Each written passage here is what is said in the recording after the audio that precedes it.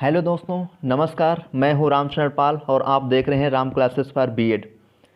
तो चलिए दोस्तों, जो आज का टॉपिक है वो है हमारा ओवरहेड प्रोजेक्टर, सिरों परिप्रक्षेपी या ओवरहेड प्रोजेक्टर। तो आज हम इसके बारे में समझेंगे ओवरहेड प्रोजेक्टर क्या है और इसके क्या लाभ हैं, क्या इसके उपयोग हैं, क्या इसकी विशेषताएं हैं और ओवरहेड प्रोजेक्टर में क्या सावधानियां हमें रखनी चाहिए और क्या इसकी सीमाएं हैं। ये सब आज हम पढ़ेंगे ओवरहेड प्रोजेक्टर में।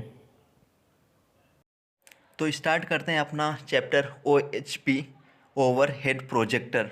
तो इससे पहले हम थोड़ा इसमें जान लेते हैं प्रोजेक्टर के बारे में। ये क्या होता है।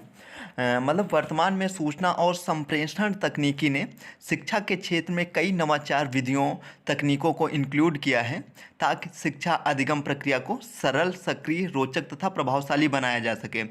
इसमें क्या होता है, इसमें टेक्नोलॉजी के संदर्भ में प्रोजेक्टर की महत्वपूर्ण भूमिका है।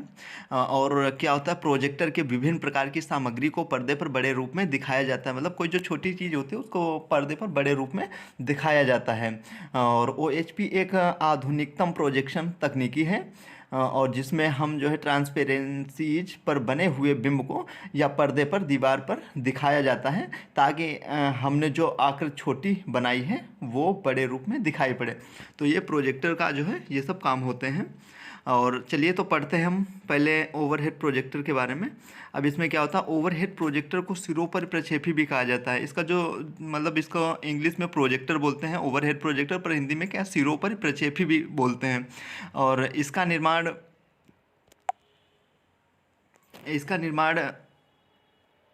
फ्रांसीसी चार्ल्स फ्रांसिस जेंकिस ने किया था, 1894 में किया था। और जो है पहले इसका प्रयोग कहाँ मतलब पुलिस काज के लिए किया जाता था। उसके बाद स्कूल कॉलेजों में भी इसका प्रयोग किया जाने लगा। और जो है OHP शिक्षण प्रक्रिया को छात्रों के लिए सहज, रुचिकर व बोधगम्य बनाने में अत्यधिक शिक्षण सहायक सामग्री है। तो जब हम OHP मतलब इसका प्रयोग करते हैं तब हमें जो है इसका जो प्रोजेक्टर का फोकस होता है वो स्पष्ट रखना चाहिए ताकि जो है छात्रों को सामग्री भली बात मतलब स्पष्ट हो एवं समझ में आ सके। फिर क्या होता है, एक बार प्रोजेक्टर की स्थिति सेट होने पर बार बार हिलाना नहीं चाहिए। OHP शिक्षा के क्षेत्र में एक उत्तम संप्रेषण विधि है। चलो आगे पढ़ते हैं OHP के भाग, इसके कौन कौन से भाग होते हैं।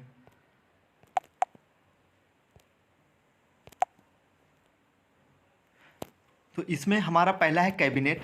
तो कैबिनेट क्या होता है, कैबिनेट या प्लास्टिक या स्टील का एक डिब्बा होता है जिसका आकार प्रोजेक्टर की क्षमता पर निर्भर करता है।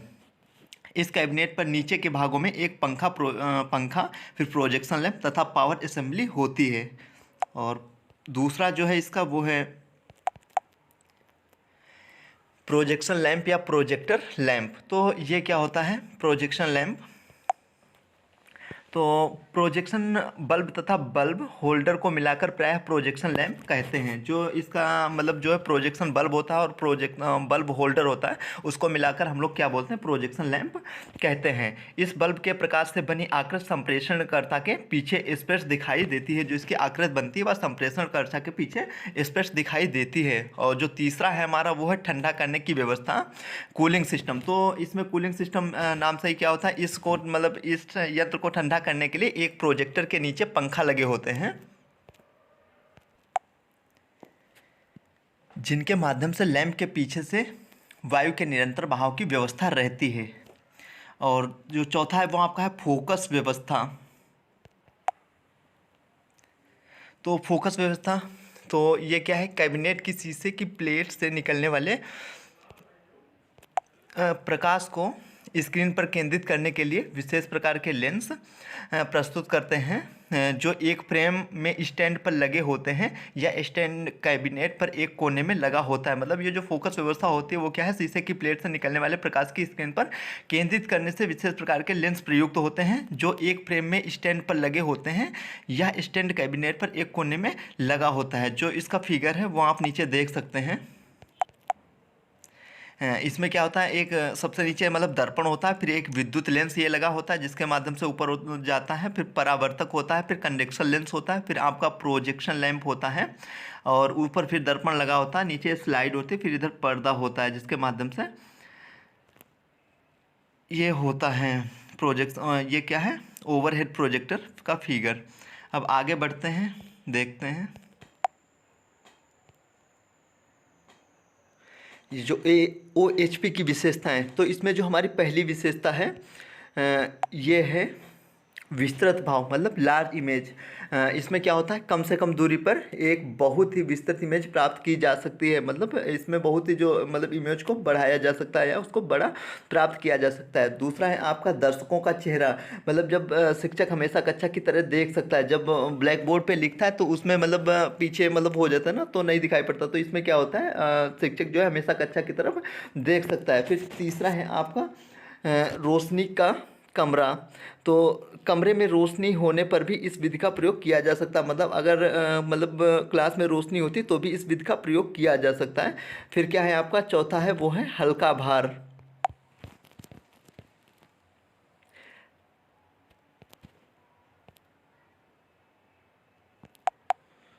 फिर क्या है हल्का भार। इसमें क्या होता है, जिस साधन से इसको वाहिनी बनाया जाता है वह काफ़ी हल्का होता है। फिर आपका पांचवा है लचीलापन।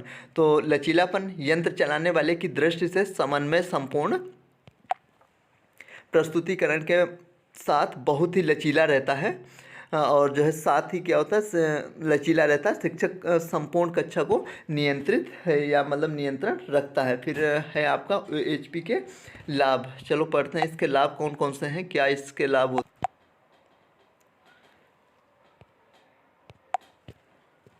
हाँ, इस यंत्र को प्रयोग करने के लिए अंधेरा कमरा नहीं चाहिए। ये इसका पहला जो है लाभ है। कौन सा, इस यंत्र को प्रयोग करने के लिए अंधेरा जो है कमरा नहीं चाहिए। दूसरा है आपका OHP द्वारा विद्यार्थियों के ध्यान को केंद्रित किया जा सकता है। तो मतलब इसमें क्या होता है, OHP के द्वारा विद्यार्थियों के ध्यान को केंद्रित किया जा सकता है। और तीसरा है आपका शिक्षक अपने शिक्षण को प्रभावशाली बना सकता है।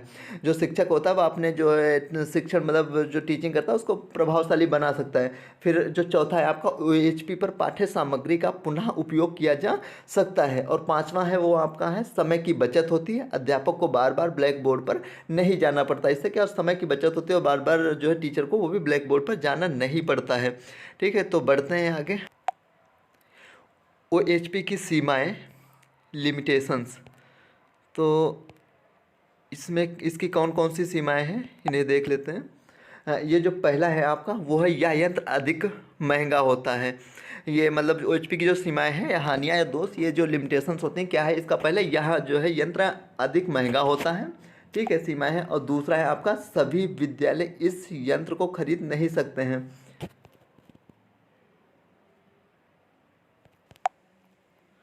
और तीसरा है आपका OHP विद्युत द्वारा चलता है। विद्युत ना होने पर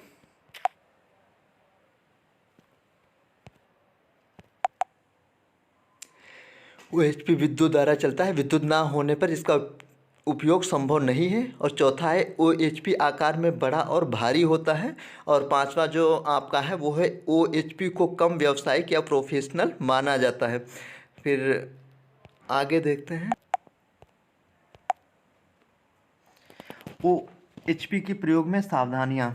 ठीक है, तो इसमें हमें कौन कौन सी जो सावधानियां रखनी चाहिए। पहले है जो ट्रांसपेरेंसीज पर अंकित शब्दों का आकार 6 सेंटीमीटर से कम होना चाहिए। जो उसके ऊपर जो मतलब ट्रांसपेरेंसीज होते हैं उन पर जो अंकित शब्दों का आकार है वह तो 6 सेंटीमीटर से कम होना चाहिए। और दूसरा है आपका अंकित पंक्तियों मोटी व समान अंतर में हो। जो अंकित पंक्तियाँ जो लिखी होती हैं वो क्या मोटी व समान अंतर में हो। और तीसरा है आपका ट्रांसपेरेंसीज पर मार्कर पेन से लिखे। और चौथा है आपका बल्ब को ज़्यादा समय तक ना जलाएं, अन्यथा बल्ब फ्यूज हो सकता है। ठीक है, बल्ब को मतलब ज़्यादा समय तक ना जलाएं, अन्यथा बल्ब क्या हो गया, फ्यूज हो जाएगा। और जो पांचवा है आपका, और इसमें क्या होता है, प्रत्येक बार उपयोग के बाद प्रोजेक्टर का ब्लोअर जला दें। अब समाप्त होता है ये टॉपिक। अब आई होप ये टॉपिक आपको अच्छे से समझ में आया होगा। बहुत बहुत धन्यवाद। चलिए फिर मिलते हैं अगले